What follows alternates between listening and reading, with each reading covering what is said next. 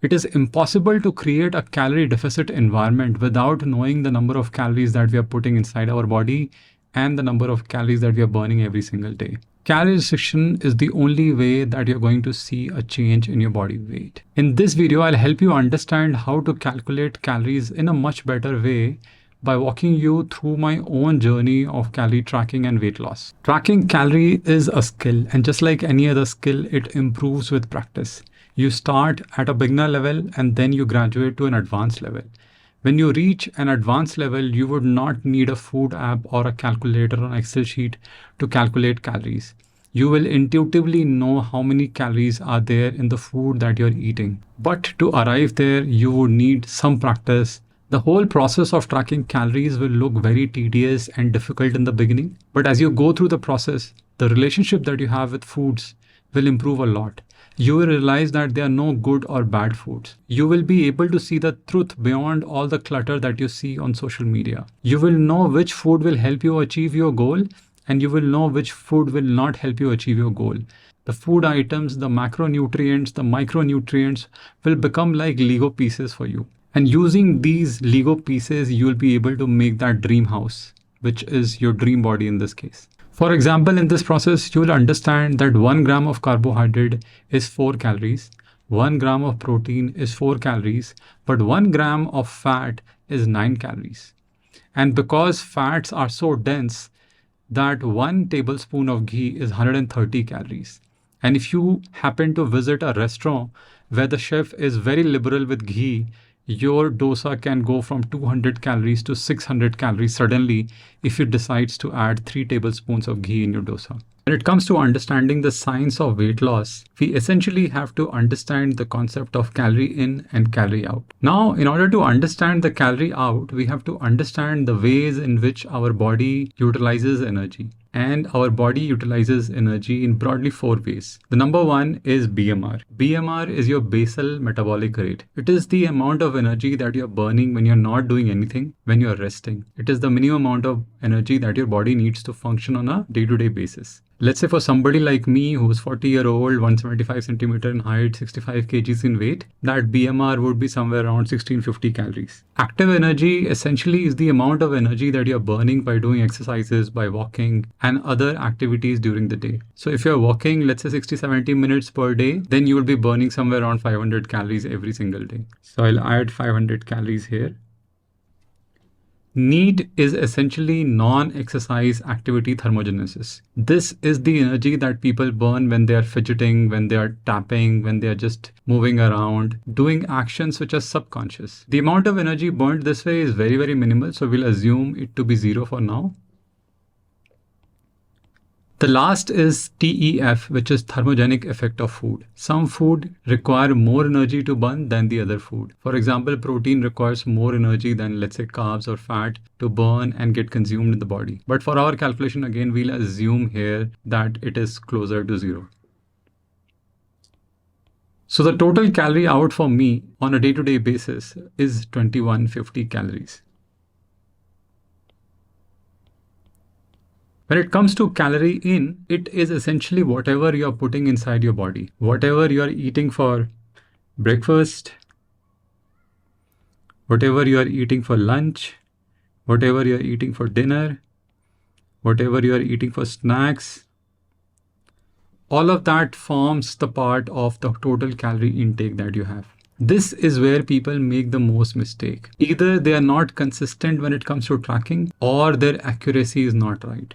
There's another report in National Library of Medicine which talks about the effect of adherence of dietary tracking on weight loss using HLM to model weight loss over time, which has a very beautiful graph which shows that how people who have been able to track calories in a consistent basis have been able to lose weight. The second error that people make here is accuracy. While entering your calories in MyFitnessPal or any other app, when you're adding one roti, that one roti varies a lot. The one roti in your home is very different from the one roti that you're eating in a restaurant or at your friend's place, because the amount of wheat which has gone into it is very, very different. If you're having a banana cake, the amount of maida, the amount of wheat, the amount of sugar, the amount of butter varies from one cake shop to the other cake shop. So unless you know the exact constituents of it, you will always be making errors in judgment. Similarly, the amount of rice you are eating, similarly, the amount of milk that you're consuming, if you are adding broad numbers, you would not be able to see the progress that you're looking for. What you have to do is that you have to buy a digital weighing scale where you can put all of these items, weigh them properly, and then enter everything in grams. So let's say in this case, my total calorie in is around 1650 calories.